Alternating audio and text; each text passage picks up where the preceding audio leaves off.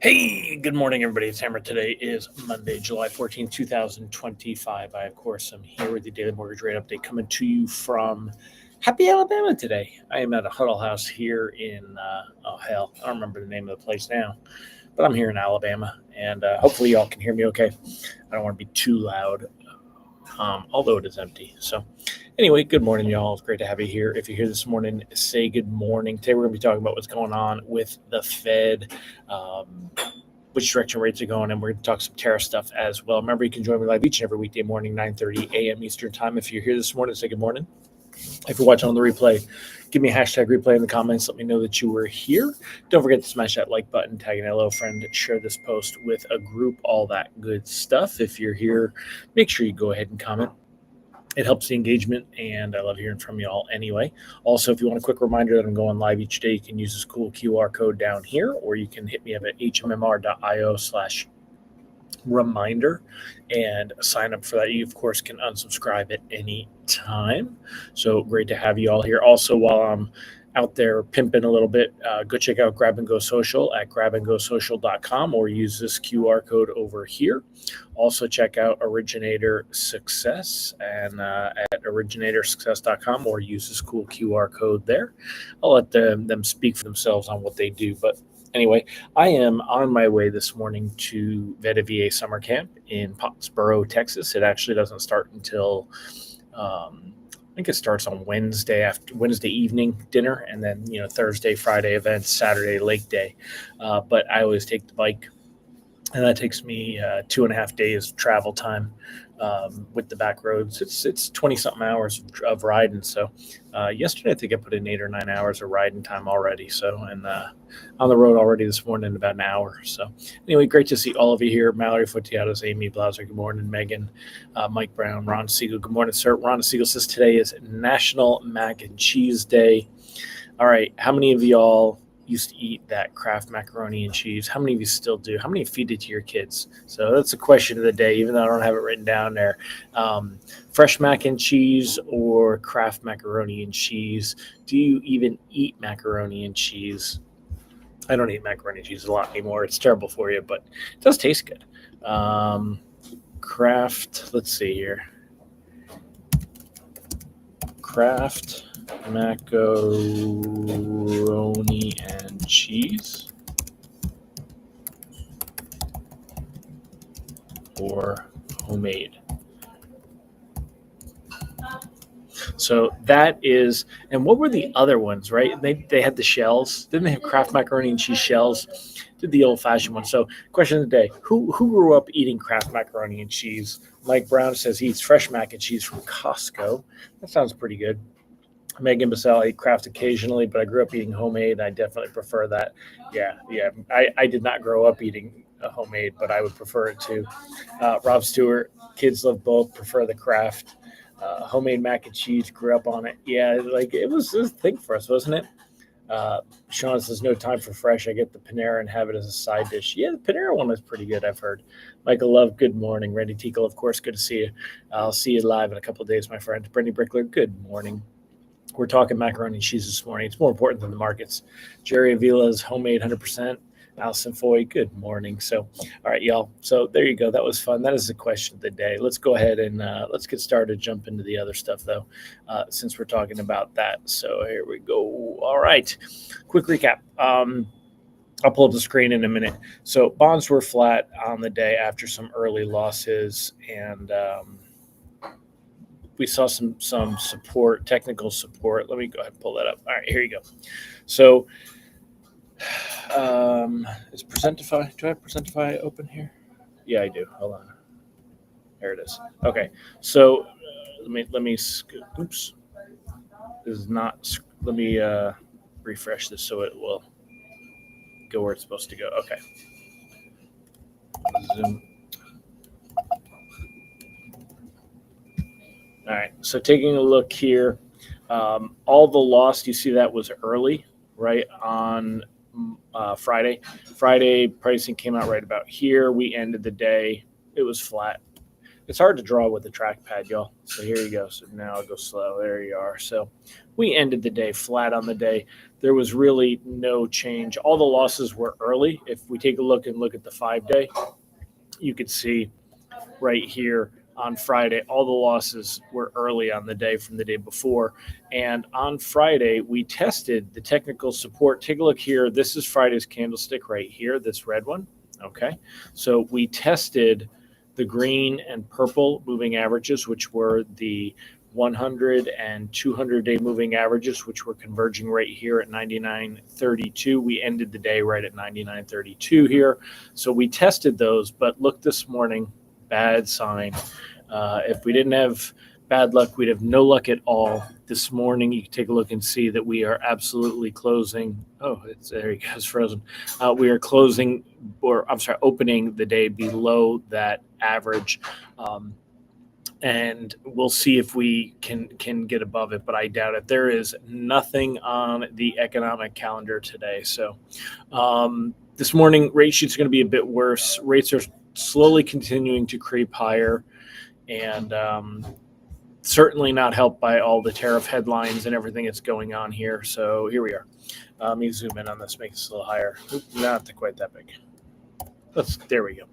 So, taking a look here, our best levels were at 6.67, and we've just been creeping up. 7.3, 7.5, 7.9, 8.1, 7.7, 7.9, 8.2. So it's very slow movement, but we are creeping higher here. And that's why I've been in a stance lately of locking anything that was closing near term, although I have been floating loans that are closing 30 days out and longer. So today reprice risk is moderate. There's no economic data to kind of give us anything. It's going to be a very busy week for data, but today, nothing. So it all starts tomorrow. Tomorrow we get the let me pull this up for you. I'm going to use Rate Alerts calendar. It's a little cleaner to see here. Let's switch to the monthly though, because that's just hard to see. It's all squished in here. All right, here you go. Okay, so taking a look, here we are on this week. Today we have nothing, as you can see, big blank empty day. Tomorrow, of course, the big thing going to be the CPI, Consumer Price Index, inflation data. That's going to be the big deal. The next day we get wholesale data, Producer Price Index. We also get the Fed's Beige Book. And then we also have on the 17th, we've got initial jobless claims, which have been getting a lot of attention. Initial and continuing. We got jobless claims. You got unemployment numbers. We're also going to have retail sales, which is going to be a big deal. And we'll start getting some housing data on the 18th. But that'll be a really no big deal. It's going to be the consumer sentiment index that will catch attention. So this week is a big week for where we stand on this stuff. The outlook is getting worse. I'm not loving what I'm seeing, y'all, and you're seeing the same thing. So we're looking for a bit of a lifeline tomorrow. Here's the deal. The extra tariff stuff that's going on there, tariff on copper, more tariffs on I think Canada. He just as fast as Trump's fingers can pop them out there on Truth Social, he's putting stuff out there. So the tariffs are just going, considered to be inflationary and hitting the second half of the year. So the question is, do we start seeing that on this reading? If we don't, we get a little while. But I don't know that the Fed is, again, we're not getting better with the tariff stuff. We're getting worse. So the Fed has plenty of ammunition to sit back and be like, if the labor market's not hurting, we're not doing anything. I think the chances of the 2 rate cuts this year could start to dwindle, and that will mean that rates will creep higher as that data comes out. So let's see what you guys are talking about here. Let's see who secretly loves the blue box. Deb, secretly still love the blue box, but feed your little one Annie's. Oh yeah, I remember Annie's. My wife used to feed the kids Annie's. Randy Teagle, have we actually seen tariffs affect us, or just buffeted by threat of tariffs? Yes. So yes, we're seeing tariffs affect us if they start to show up in the inflationary data tomorrow. That's where we're going to see them affect us.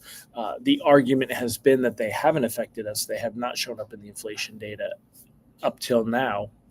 And that's why there's so many calls for the Fed to go ahead and cut rates. Now, this is also a couple things to remember. This is the last week that the Fed will be out there.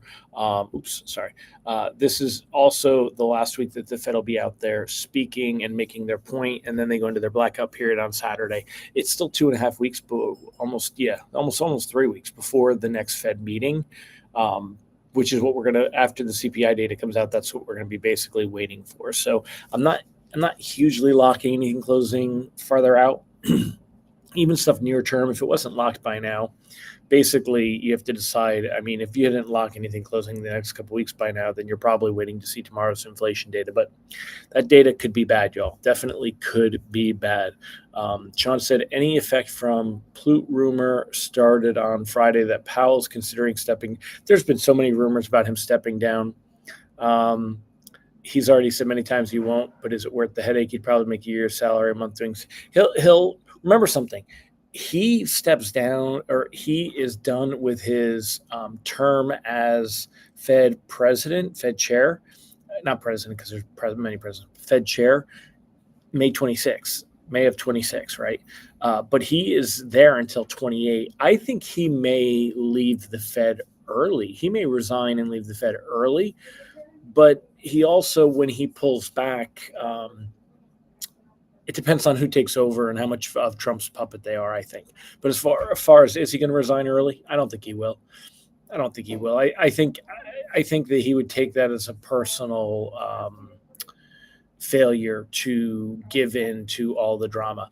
But that leads us basically to that conversation of the White House wants rates to be lower, and the Fed is, working with the Fed's mandate. The Fed's mandate is to maximize employment and maintain price stability. Price stability is inflation. Maximizing employment speaks for itself, right? So if there's a problem with the labor market and the labor market shows a lot of softening or weakness, the Fed will become more accommodative to help businesses, so they hire more. All of this is what feeds into all of everything that's happening, right? So you have to question, for the Fed, all these tariffs, number one, they are inflationary, because I know, Ron, you say, well, we'll get it from somewhere else, but basically he's tariffing everybody anyway. And they're going to find their way into the price of goods, right? So when they find their way into the price of goods, that's inflation. That's how it works. That's what you call it. So we are going to be seeing that, and especially it's anticipated to see the second half of the year, especially when you have the price of metals going up. Copper is supposed to go up 50% tariff now. That's not the price of copper; it's the tariff on copper. But all these things are coming to play. Hell, I stopped at Dairy Queen yesterday on the road just to cool off, and it was $8 for an ice cream. So don't tell me that we're not seeing inflation. But all of these things are affecting the companies, and the idea of, will they grow? What will they deal with? A lot of companies that are bringing in items and goods, their concerns are their costs and passing along costs to the consumer and maintaining sales. So they're not in a mode to be hiring and recruiting and doing things. So everything has an effect. It's a very complex, multifaceted effect on everything. Randy, any rain in my path? There's always rain when you're on the bike, dude. It's just a matter of how much rain you hit. I don't see any right this moment. I had some rain yesterday, and I will arrive Tuesday afternoon/evening, and then I'll work from the hotel on Wednesday. I'm going to the Tanglewood. Ron said, migrating from Trump derangement syndrome to Trump fatigue, and I'm a supporter. Yeah, dude, I'm right there with you. I voted for the guy. I don't want to go too far down the political hole, but I don't know what Trump derangement syndrome was, but Trump fatigue, definitely fatigue, and on many fronts that affect things. The other stuff that's affecting inflation is going to be all this immigration stuff, because the headlines where they're getting somebody out, and these are gang members and then whatever, and we're all like, rah rah, yeah, who wants these criminals in the United States? But then you've got people that are picking strawberries in California.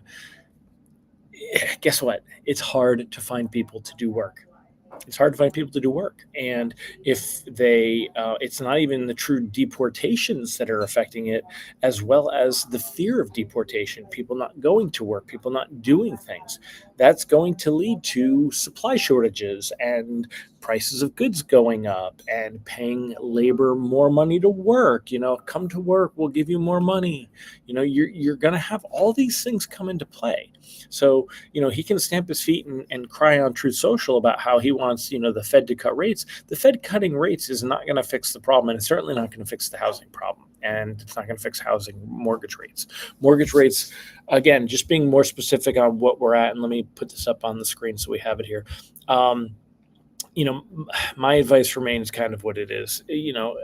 Lock unless you're gambling, right, into tomorrow's CPI data. I don't know what we're going to see. Nobody does. I'm starting to get fatigued. Speaking of fatigue, Ron just had to talk about fatigue. I'm starting to get fatigued with floating these other loans. If tomorrow's inflation data doesn't go our way, I could see myself moving to a full lock status. So it's kind of, and I'm going to show the screen for a minute while I bring this up and show you all what's on, kind of where my thinking is here.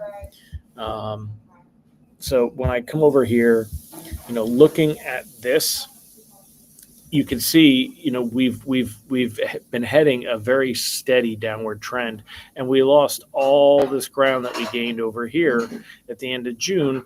Right now we're right here. We're right even Steven. So I thought we'd get a bit of a rebound. I was hoping and expecting these technicals to give us a little bit of something. The fact that this morning we opened up here before that data is kind of scary. Same thing on the 10-year Treasury yield, y'all. We're looking at 4.41 right now. And if you take a look where that puts us, we're way above all these. Remember, we want for the 10-year, we want the yield to go down. And in June, we were down here. Now we're back up here. Same thing, back to those pre-June levels. So all those nice rate sheets that we had here at the end of June, where are rate sheets? There we go. So all these nice rate sheets that we had at the end of June, that was the 6.67. All these, we've gone back up. We're right back where we were. It's not that we haven't been here before, but we're losing. I'm going to change the color. We're losing these like wonderful rates that were right here. Those are gone now, and now we're going back up to worse rates. 6.88, 6.91, and that's, if you take a look, that's exactly, here we are. This is where 6.82 right now, and we're going to keep moving higher if we don't get help from that data tomorrow, from that inflation data. So that is kind of where I'm at with that. So let's see if I've got everything. The farm they raided in California is not picking strawberries, growing marijuana, and they found they had child labor there. That is definitely disturbing, Ron. I was reading an article either in Bloomberg or Wall Street Journal this morning about the strawberry farm. I do know about the one you're talking about, the marijuana farm too. But marijuana is legal in California, isn't it? So child labor is always a concern, but that's already something that's regulated. So that's not a deportation issue. That doesn't fix all the things we're talking about. I'm not blaming. I'm just saying, how does this affect everything? How does this affect mortgage rates? If all this stuff goes up, there's no way that rates come down on anything, until we see some concern. If inflation's going up, if labor market's not weakening, we're not going to see rates go down. You're going to see rates creep higher. So Randy said always a rate seesaw in a general direction. Exactly, my friend. So, but that means tomorrow's CPI data is going to be the big thing, and is it going to help us to move? So we're going to have to wait and see. All right, everybody. Well, thanks again for joining me. Appreciate y'all being here. Hopefully it gives you some insight. Again, tomorrow morning, the data comes out before we have a chance to lock anything. So, the lock advice remains anything short term. I would lock it unless you're gambling into tomorrow's data, because we could wake up and really see some heavy losses. And anything closing near term, do you really want to put that at risk? That's kind of the concern here. Thanks for telling me all about your macaroni and cheese stories, y'all. You guys, that was fun. And Ron says, so you're deporting the world. Yeah, Sean, I know where you stand socially on all these issues too. So, and I'm not too far from where you are. I'm kind of in the middle of everything. But anyway, that is it, y'all. I'm going to finish getting the stuff wrapped up and get the email out and then hit the road. So you guys have a fantastic day. I'll see you tomorrow. I'm not quite sure where I'll be. I think I'll be in Louisiana by then. Well, definitely by then, but I think that's where I'll be coming to you from. So tomorrow, if I'm late for any reason, it's because I can't find internet. So otherwise, I'll see you guys tomorrow. Take care, everybody. Bye-bye.